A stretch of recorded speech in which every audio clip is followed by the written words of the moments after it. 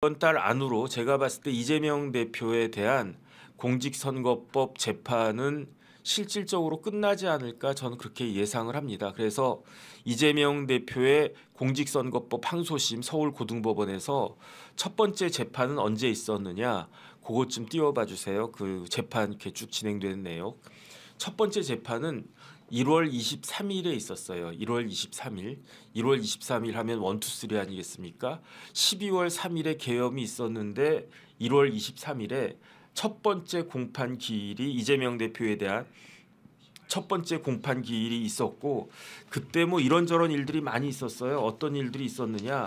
그때 이제 이재명 대표 입장에서는 깜짝 놀랄 이야기를 최은정 부장판사가 한 거죠. 최은정 부장판사가 그때 뭐라고 이야기했느냐? 재판 빨리 진행하겠다. 이게 뭔 뚱딴지 같은 소리냐. 그러면서 매주 수요일마다 재판하겠다.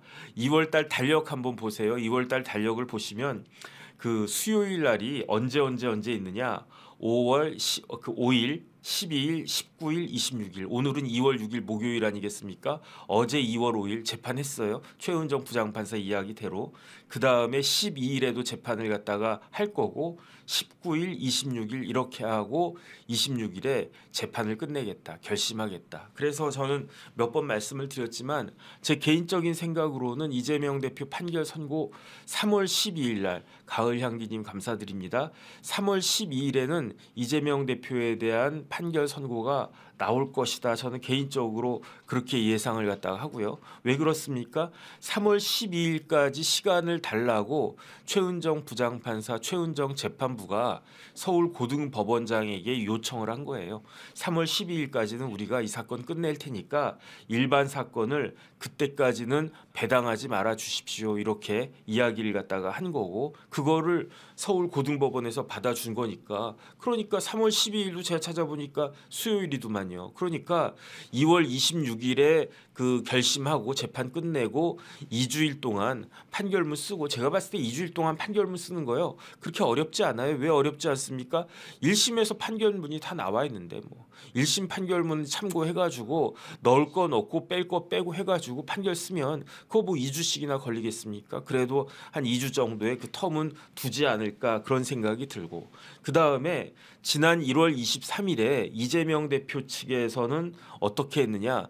당연히 재판을 지연시켜야 되겠죠. 그래서 재판을 지연시키기 위한 전략을 두 가지를 가지고 있었는데 첫 번째는 위헌법률 심판을 제청하겠다. 지금 문제가 되고 있는 법률이 공직선거법 250조 1항이니까 그 250조 1항이 마땅치 않다. 그거는 위헌적인 그 법률이니까 법률 위에 헌법 있지 않습니까? 위헌적인 법률이다. 그러니까 250조 1항은 없어져야 된다. 250조 1항이 없어지면 어떻게 됩니까? 이재명 대표는 무죄가 된다. 그러니까 위헌법률 심판 제청을 하려고 했었어요. 사실은 하려고 했었는데 그럼에도 불구하고 이 위헌법률 심판 제청하면 이거는 누가 봐도 명백하게 재판을 또 질질질 6개월 만에 끝내야 될 재판을 26개월이나 걸려서 그 끝내게끔 한 사람이 항소심 와서 위헌법률 심판 제청에 만약에 그 제청이 되면 어떻게 됩니까? 그러면 헌법재판소법에 따라 가지고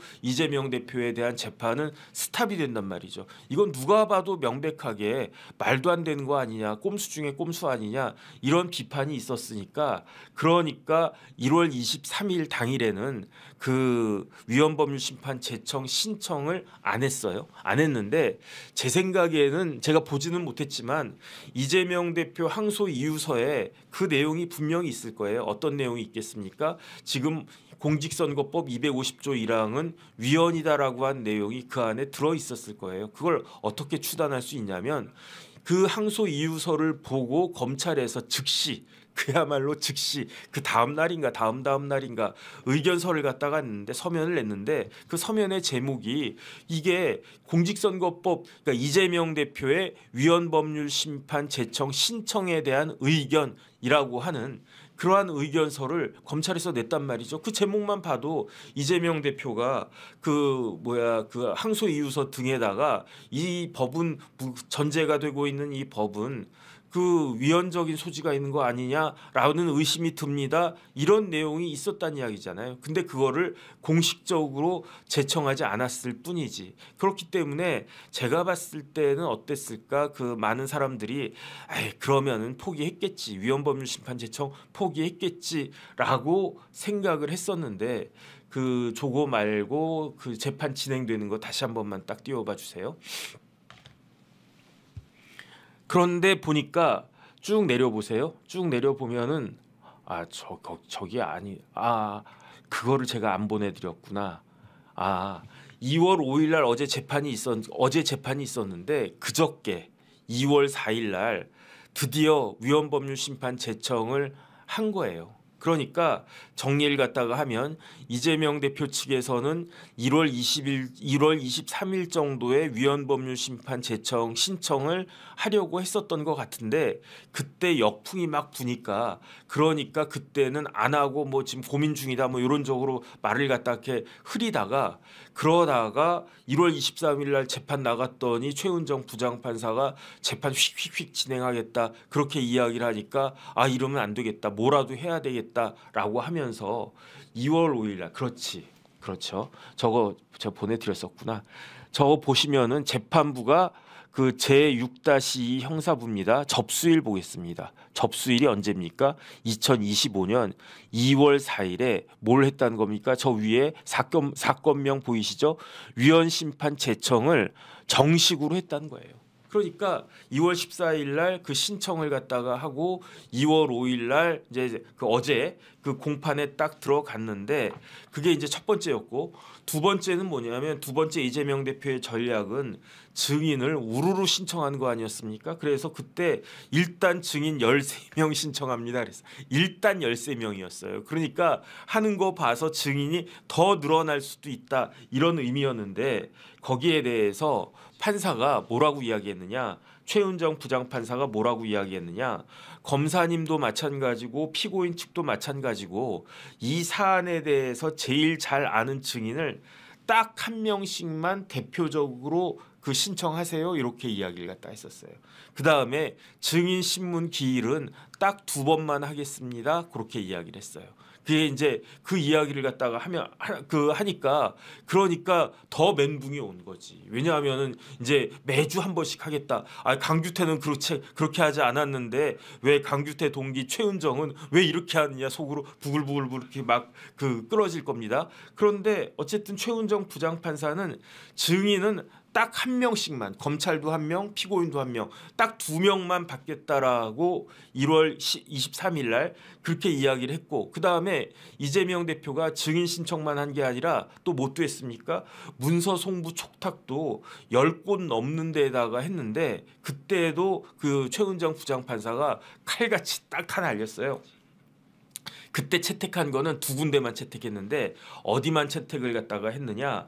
법원만 그 법원 어느 법원인지는 모르겠지만 뭐 서울 고등법원이니까 무슨 뭐 성남지원이나 어디나 뭐 그런 법원 2군데에다만 그 문서 송부 촉탁을 인정을 해줬고 나머지 뭐 대통령 기록관, 국토교통부 이런 데는 그때는 1월 23일에는 이 그 채택을 갖다가 안 했고 그 다음에 이재명 대표가 1월 23일에 황당한 건 뭐냐면은 언어학자를 한번 불러보겠습니다. 이 이야기를 갖다가 한 거예요. 그러니까 아마 그때 그 재판장은 조금 기분이 나빴을 거예요. 아니 내가 뭐 가나다라도 모르니 한국말도 모르는 사람으로 보이냐? 그런 사람이 지금 판사하고 있다. 그런 이야기인 것이냐? 그러면서 빈정이 좀 상했기 때문에 최은정 부장판사가 뭐라고 이야기했느냐?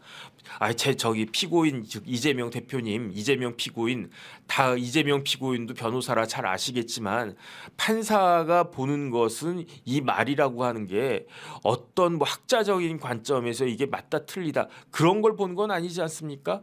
판사적인 그 재판에서 보는 거는 판사가 일반 국민들의 시각에서 그 이재명 대표가 아무리 야라고 했고 내가 야라고 한 건 이건 어란 뜻이야라고 아무리 주장을 해도 야라고 이야기했으면 야라고 받아들여지는 것이 일반 사람들의 일반적인 건데 그 일반 사람들 기준으로 판단을 갖다 하는 건데 내가 그걸 못 해가지고 언어학자까지 필요하냐? 이거는 난 좀 빈정상한다 이렇게 이야기를 했더니 그러니까 이제 그런 그 언어학자 뭐 부르겠습니다 이런 것들은 꼬리를 갖다가 싹 내렸죠.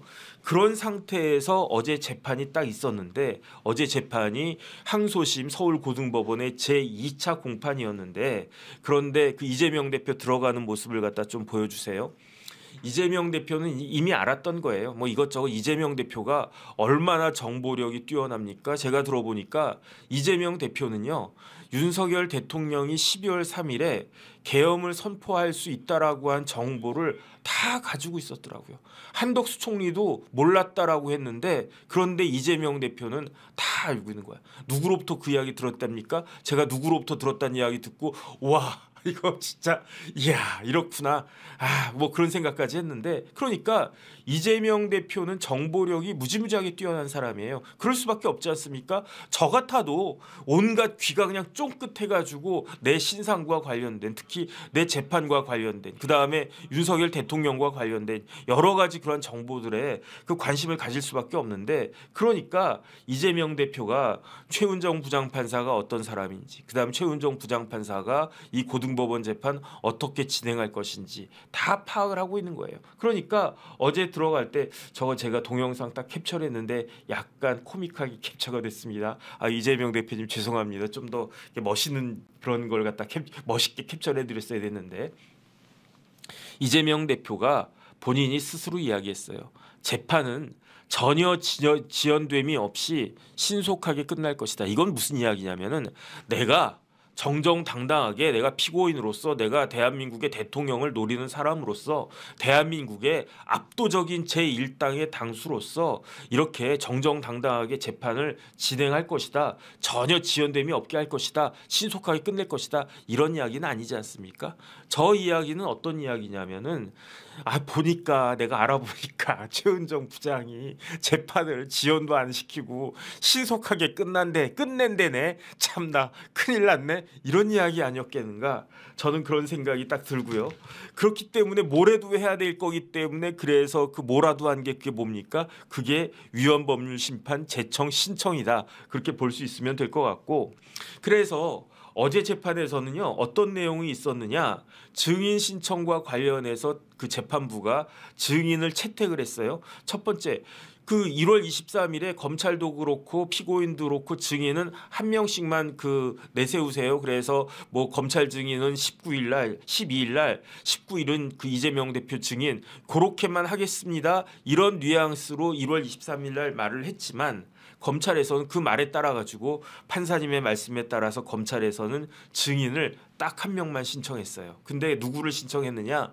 언론 통해서 많이 보셨겠지만 뭐 김모 씨 그분이 누굽니까? 돌아가신 김문기 처장의 동생이래요. 그래서 검찰에서는 뭐 우리 할 거 다 했는데 뭐 누가 할까? 그래도 유족을 갖다가 왜냐하면 그때 이 공직선거법 판결이 11월 15일 날 나온 다음에 그리고 난 다음에 이제 그 김문기 처장의 사모님 사모님이시죠. 그분이 이제 인터뷰한 걸 봤는데 그래도 이제 그렇게 이재명 대표 유죄가 나와서 1심이지만 유죄가 나와서 내가 어느 정도는 우리 가족들이 위로를 받았다. 그런 이야기 하지 않았습니까? 그러니까 아마 검찰도 그런 부분들이 생각이 났는지 김문기 씨 동생을 증인으로 신청하겠습니다. 이렇게 이야기를 했고 그다음에 이재명 대표는 13명을 갖다가 신청을 했는데 그중에서 8명을 뺐대나 뭐 어쨌대나 그래가지고 그래도 판사님 최소한 5명은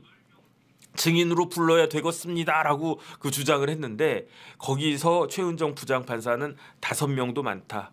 3명만 하자. 그다음에 검찰에다가는 양해를 구했던 것 같아요. 저기 검사님 지금 보니까 이재명 대표 측에서 5명은 최소한 해야 된다라고 했는데 5명까지 하면 시간 못 맞추니까 3명 정도까지만 받아주겠습니다. 그런데 3명에다가 검찰이 내세운 증인까지 하면 4명이 되지 않습니까? 4명이 되면 그러면 또 이게 시간이 빡빡해지니까 검사님한테 그 검찰에서 그 신청한 증인은 좀 양보해 주시죠. 검찰 증인 신청은 좀 그 철회해 주시죠. 거기에다가 뭐 김문기 씨 동생 나와서 이야기하는 거 들으면 좋긴 하겠지만 뭐 그 대동소이하지 않겠습니까? 이전에 1심에서도 김문기 처장 그 유가족들 나오셔가지고 증언한 것도 있으니까 그러니까 검찰에서 네 알겠습니다. 그러면 우리 증인은 철회하겠습니다. 그래서 이재명 대표 측 증인 3명만 이제 증인 신문하는 것으로 그렇게 이제 정리가 된 거예요. 증인이 누군가 봤더니 성남시청의 공무원으로 있었던 분들 이런 분들 3명만 증인을 갖다가 신문을 하는데 그런데 2월 12일 다음 주 수요일입니다. 다음 주 수요일에는 2명을 하고 2월 19일 그 다음 주 다음 주 수요일에는 딱 1명만 하고 그러면서 증인 신문 절차 다 끝내고 26일에는 뭘 하느냐 2월 26일에는 검사가 이재명 대표에 대해서 구형하겠죠. 뭐 제가 봤을 때 뭐 징역 3년 뭐 구형합니다. 이럴 수도 있을 것 같고 그다음에 그러면은 그 누구죠? 그 변호인 저기 이재명 대표는 뭐 최후 진술하세요. 그러면 억울합니다. 공직선거법 250조 1항 위헌입니다. 뭐 이런 이야기 할 수도 있을 것 같고 그리고 난 다음에 누구죠? 저기 변호인들이 이재명 대표의 변호인들이 아까 조금 전에 그 이름도 나오고 했는데 그 변호사님들이 이재명 대표는 법리적으로 어쩌고 해가지고 1심 판결은 잘못됐고 그렇기 때문에 항소심에서 이재명 대표에게 무죄나 또는 100만 원 이하 벌금을 내려주시기 바랍니다. 100만 원 이하면 안 되고 100만 원 미만으로 내려주시기 바랍니다라고 주장을 하겠죠. 그리고 난 다음에 3월 12일에 선고가 나지 않을까? 물론 선고일자는 아직 잡히진 않았습니다. 그런데 제 예측으로는 옛날식으로 하면 3월 12일에 그러면서 그렇게 3월 26일이 진행이 될 텐데 한 가지 빠뜨린 게 있는데 문서 송부 촉탁과 관련해서도 이재명 대표 측에서는 끈질기게 이거 문서를 갖다 받아봐야 됩니다. 계속 우기니까 재판부에서 알겠다. 그러면은 문서 송부 촉탁을 인정을 하겠다.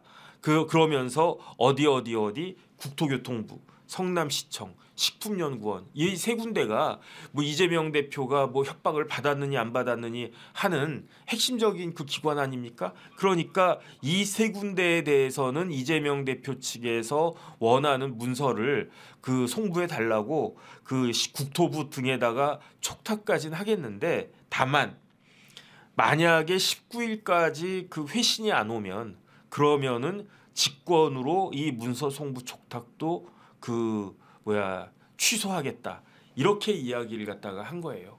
그런데 지금 다시 이제 그 말씀을 드리면은 여기에서 우리는 뭘 볼 수가 있느냐? 그 이재명 대표가 위헌 법률 심판 제청 신청을 했단 말이에요. 공직선거법 250조 1항을 좀 띄워봐 주세요. 공직선거법 250조 1항은 이렇게 되어 있어요. 어떻게 되어 있느냐? 당선될 목적으로 뭐 신문, 방송 이런 거기에다가 자신에게 후보자에게 유리하도록 후보자의 뭡니까? 출생지, 가족관계, 신분, 경력 등 재산 그리고 저기 행위가 있어요. 행위와 관련해서 허위의 사실을 공표하거나 공표하게 한 사람은 5년 이하 징역 이렇게 처한다 이렇게 되어 있단 말이에요. 그런데 저 행위라고 하는 거를 어떤 식으로 이재명 대표 측에서는 그 해석을 하느냐? 행위라고 되어 있으면 이재명 대표 몇 년도에 태어났습니까? 뭐 1963년설도 있고 64년설도 있고 한데 어쨌든 그때부터 그때 태어나서 지금 만 60이 넘도록 무슨 온갖 종류의 기어다니면서 앵앵거리기도 하고 뭐 무슨 뭐 이상한 이야기도 하고 뭐 형수님하고 또 뭐 이상한 것도 하고 뭐 머리도 감고 뭐 온갖 행위를 갖다가 일일이 다 샅샅이 그 파악해가지고 그래서 그걸로 거기에 뭐 허위 사실이 있는지 없는지 이렇게 판단하는 거는 저 행위라고 하는 단어는 굉장히 죄형 법정주의상 불명확한 거 아니냐. 그 다음에 저렇게 하면 어디 이렇게 뭐 제대로 뭐 이렇게 말이나 한마디 할 수 있겠느냐. 그러니까 표현의 자유를 심각하게 저해하는 과잉금지 원칙에 반하는 규정이다. 이렇게 주장하면서 이거는 위헌적인 요소가 있으니까 위헌 여부를 그 법원 담당 재판부 서울고등법원에서 판단할 수는 없으니까 서울고등법원의 재판부는 헌법재판소에게 이 250조 1항 관련해 가지고 위헌인지 아닌지를 좀 제청해 달라 그 이야기를 갖다가 하는 건데 그런데 제가 여러 번 말씀드렸지만 공직선거법 250조 1항 관련해 가지고는요. 위헌법률 심판과 그 수속 조치로서 헌법소원 같은 것들이 굉장히 많이 있었어요. 왜 많이 있었습니까? 저 허위사실 공표죄가 문제가 되는 사람은 누가 문제가 됩니까? 제가 문제가 됩니까? 저는 아무런 상관이 없어요. 거짓말해 가지고 형사처벌 받는 경우가 한 3개 정도 있다고 그러지 않았습니까? 제가 그런데 대표적인 게 뭡니까? 위증죄. 그다음 또 뭐가 있습니까? 뭐 공무원 자격 사취죄. 그다음 또 뭐가 있습니까? 공직선거법 위반죄 저거. 그러니까 제가 뭐 저도 거짓말 많이 하거든요. 저도 뭐 우리 마누라한테도 거짓말 많이 하고 우리 아버지 어머니한테 거짓말한 건 뭐 따지고 뭐 수도 없고 심지어 우리 애들한테도 제가 거짓말하는데 그 거짓말한다고 해가지고 제가 잡혀갑니까? 제가 형사처벌 받습니까? 안 받는다고요. 그러니까 저 같은 사람은 형사처벌 안 받아요. 그런데 거짓말해가지고 형사처벌 받은 사람은 누구다? 조금 전에 250조에 봤던 거기 후보자들은 누굽니까? 정치인들이지. 내가 선거 나가가지고 당선되고 싶은 사람들만 문제가 되는 조항이 저 조항인데 그래가지고 거짓말해가지고 당선된 사람들 무지하게 많아요. 뭐 군수로도 당선되고 국회의원도 당선되고 시의원, 구의원으로도 당선되고 그렇단 말이죠. 대통령까지는 아직 없었어. 대통령이 있을 뻔했는데 아직까지 우리나라에 대통령까지는 없었단 말이에요. 경기도지사는 사실은 거짓말해도 당선됐지만 어쨌든 거짓말이라고 인정은 했어요. 소극적이라고 그래서 그렇지. 하지만 처벌받지는 않았지. 그렇기 때문에 저 250조 1항 관련해서는 수많은 정치인들이 저거는 위헌이다라고 주장을 많이 했던 거예요. 왜 주장을 많이 했습니까? 내가 군수 역할을 하고 있고 내가 지금 국회의원인데 저걸로 인해 가지고 조항으로 인해 가지고 내가 유죄 판결 나오면 벌금이 100만 원 이상만 나오면 어떻게 됩니까? 내 배지가 똑 떨어지잖아요. 내가 군수님인데 군수 자리에서 쫓겨나잖아요. 억울하잖아. 하루라도 더 있고 싶잖아. 그러니까 저거 관련해 가지고 헌법재판소나 뭐 대법원이나 이렇게 케이스들이 굉장히 많았거든요. 그래 가지고 제가 찾아본 가장 최근의 판례가 2024년 작년 6월에 있었던 판례까지도 나와 있었는데 그런데 그때 판례는 행위와 관련된 내용은 아니었어요. 그렇기 때문에 제가 신문 기사를 보니까 제가 그것까지는 귀찮아서 안 찾았는데 그 2021년에 저 바로 그 행위 아까 250조 쭉 보면은 뭐 재산 관계 뭐 가족 관계 뭐 학벌 뭐 이런 거 쭉 있고 그 가운데 그 뭐 행위가 있지 않았습니까? 그 행위를 딱 집어 가지고 이 행위가 들어갔어도 250조 1항은 합헌이라고 한 결정이 언제 있었느냐?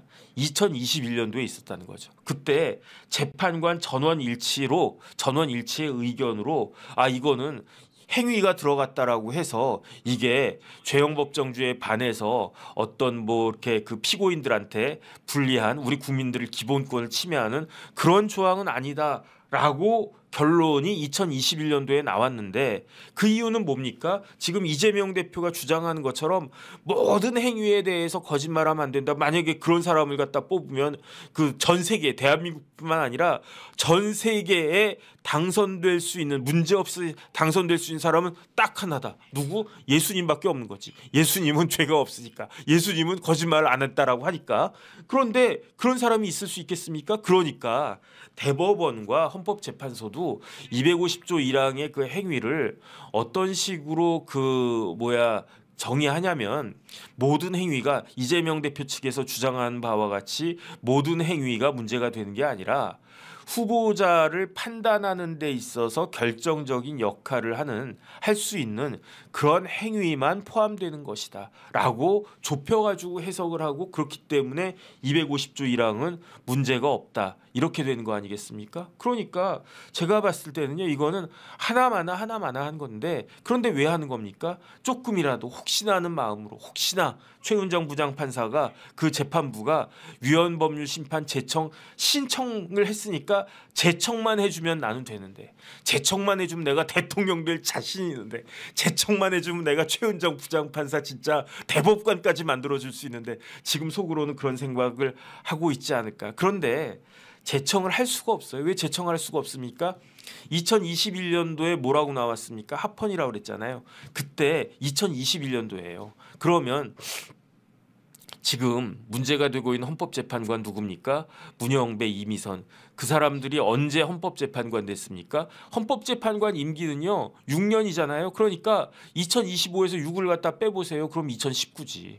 2021년 헌법재판관 전원일치로 공직선거법 250조 1항이 합헌이다라고 했는데 그때 합헌이다라고 손든 사람이 그때 합헌이라고 손들었던 사람 손들어 보세요 하면 누가 손들겠습니까? 문영배. 또 누가 손들겠습니까? 이미선. 정계선이나 이런 사람들은 손 못 들죠. 그때는 헌법재판관 아니었으니까. 그런데 어쨌든 문영배, 이미선도 합헌이라고 인정한 거를 지금에 와가지고 막 들춰내는 것은 그거는 너무 좀 이렇게 찌질한 거 아닌가? 그럼에도 불구하고 그런 찌질한 모습을 보여줄 수밖에 없는 이재명 대표 처지가 조금 딱한 측면도 있겠다 그런 생각이 들고요. 그 다음에 헌법재판소법 좀 띄워봐 주세요. 제가 여러 번 말씀을 드렸지만 위헌법률심판 제청 신청이 돼서 제청이 되면 재판이 정지가 되잖아요. 왜 재판이 정지가 됩니까? 재판할 필요가 없다는 거예요. 왜 재판할 필요가 없습니까? 250조 1항이 합헌인지 위헌인지를 갖다가 따지기 전에 그때 이제 만약에 저러한 그걸 갖다가 한다라고 하면 재판을 한다라고 하면 기껏 재판해가지고 이재명 대표 유죄 이렇게 딱 때리려고 했는데 갑자기 헌법재판소에서 문영배 재판관이 잠깐만 이러는 거야. 잠깐만 이러면서 뭐라고 그럽니까? 우리가 드디어 250조 1항을 위헌으로 결정을 해버렸어. 250조 1항 위헌이야. 그럼 어떻게 됩니까? 여태까지 한 재판 아무런 의미가 없는 거지. 그러니까 의미가 없으니까 법원이 위헌 제청을 했을 때에는 헌법재판소에다가 법률의 위헌 여부 심판을 제청한 때에는 당해 소송 사건의 재판은 소의 위헌 여부의 결정이 있을 때까지 정지할 수 있답니까? 아니에요. 정지가 자동적으로 되는 거예요. 그러니까 근데 어떻습니까? 지금 이제 최은정 부장판사 만약에 이거 맞다. 이재명 대표가 그 말씀하신 거 뭐 이재명 대표는 5점이 없는 분이잖아요. 95점이라며. 5점이 없는 분이 틀린 말씀하실 리가 있습니까? 그러니까 최은정 부장판사도 이재명 대표는 진짜 얼굴은 차은우보다도 더 잘생기고 축구는 손흥민보다도 더 잘하고 그 다음에 DJ 노무현보다도 더 위대하신 5점이 없는 분이야. 그분이 이거 공직선거법 250조 1항은 위헌이라고 말씀하셨습니다. 그러면 이건 당연히 위헌이겠지라고 생각을 하면서 최은정 부장판사가 위헌법률심판 제청을 내가 해야지 라고 마음 먹으면 어떻게 했겠습니까? 2월 12일에 재판 진행할까요? 안 한다고. 19일에 재판 진행할 필요 있습니까? 안 한다고. 26일에 결심한단 말 할 필요가 있습니까? 안 한다고. 그런데 최은정 부장판사는 어떻습니까? 2월 12일 날 재판 진행합니다. 어떻게 진행합니까? 증인 2명 그때 부르겠습니다. 증인에게 할애된 시간은 이 증인신문에 할애된 시간은 이만큼입니다. 1시간 반 정도만 할애하도록 하겠습니다. 19일에도 하겠습니다. 26일에는 결심할 테니까 그 준비해 두세요. 이런 이야기를 못하러 합니까? 만약에 위헌 제청을 하려고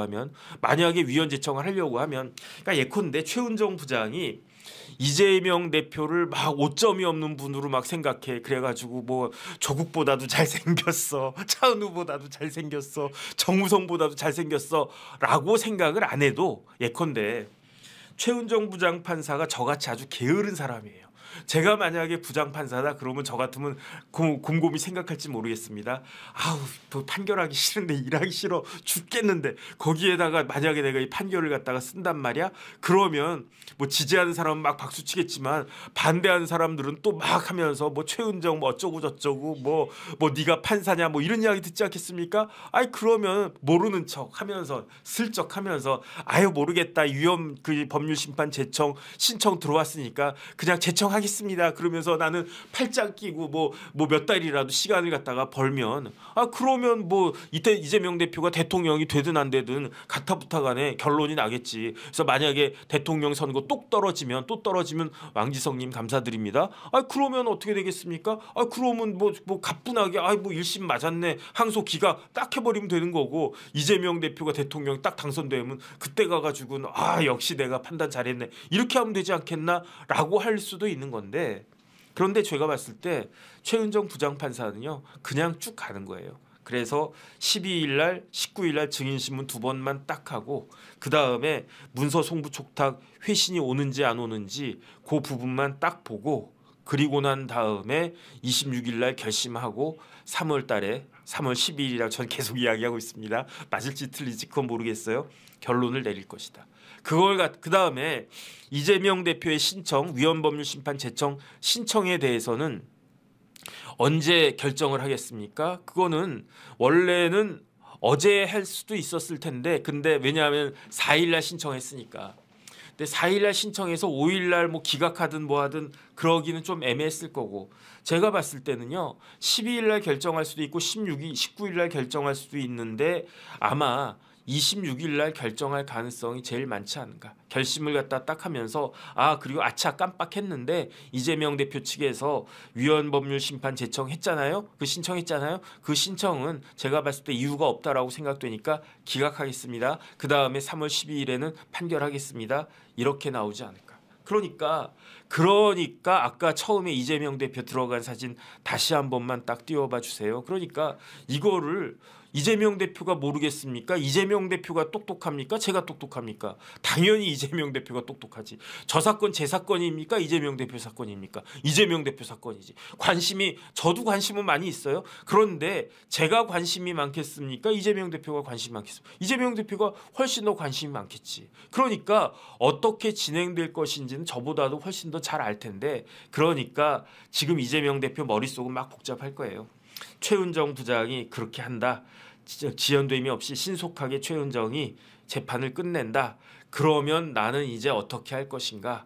그러면 이제 이거 가지고 대법원에 올라간다. 그러면 헌법소원하면서 뭐 가처분을 갖다가 한다. 아니면 뭐 대법원을 갖다 좀 더 그 시간을 갖다가 또 질질 끌어볼까. 그 다음에 제일 빠른 건 역시 윤석열 대통령 탄핵 결정 빨리 나오도록 하는 거겠네. 그래서 그 2달 내에 또 빨리 이제 그 대선이 돼가지고 일단 내가 당선돼야 되는 거야겠네. 그러면서 속으로는 최은정 괘씸하네 이런 생각을 할 수도 있지 않을까라는 생각이 드는데 어쨌든 제가 봤을 때 그 이런 식으로 그 재판은 적어도 그 서울 고등법원 재판은 정상적으로 가고 있다라고 저는 판단이 되고요. 그 다음에 이제 시간 문제는 이제는 없을 것 같고 마지막으로 진짜 만에 하나 혹시 최은정 부장판사가 저랑 연수원 동기인데 재판을 3월 12일 날 이렇게 선고를 한다라고 하면서 설마 무죄 때리지는 않겠지. 이제 그것만 걱정하면 될 것 같습니다. 그래서 저는 처음에 고등법원 그 시간을 갖다가 질질질 늘려가지고 그냥 그 1심 때처럼 뭐 강규태 부장판사나 막 그처럼 그렇게 시간을 갖다가 질질질 늘어뜨리면 어떡하나 그 생각을 그 혹시나 하는 마음으로 걱정을 갖다가 했는데 이제 그 걱정은 이제 그 안 해도 될 것 같고요. 이제 마지막으로 결론은 어떻게 할까? 근데 그거 쉽지 않을 것 같아요. 제가 봤을 때 일단은 최은정 부장이 제가 연수원 때 오다 가다 이렇게 마주쳤던 기억이 나는데 그런데 최은정 부장이 열심히 성실하게 공부하는 뭐 그런 그 연수생이었던 것으로 저는 기억을 하고 한성진 부장판사도 30기예요. 다 동기잖아요. 동기인 한성진 부장판사가 유죄라고 한 것을 아무리 중앙지법 고등법원이라고 하더라도 예컨대 최은정 부장판사가 뭐 우리보다 한 연수원 기수 한 10년쯤 더 선배이고 고등법원 부장판사고 그런데 니네들이 뭐 우리 후배 뭐 한성진 분이 내 후배인데 걔가 판결 이렇게 썼는데 잘못 썼네라고 하면서 이걸 다 싹 거버린다. 이것보다는 그래도 동기인데 아무리 중앙 고등 이런 그 역할의 차이는 있다고 하지만 이렇게 쉽게 결론을 바꿀 수 있을까? 저는 그것도 회의적인데 워낙 중요한 사건이다 보니까 그냥 저도 뭐 이런 생각이 혹시 이러면 어떡하나 혹시 이러면 어떡하나 그런 생각이 가끔 들긴 드는데 제가 이러니 이재명 대표 마음은 어떠할 것인가 그거는 이해를 해줄 수도 있겠다. 일단은 그런 생각이 듭니다.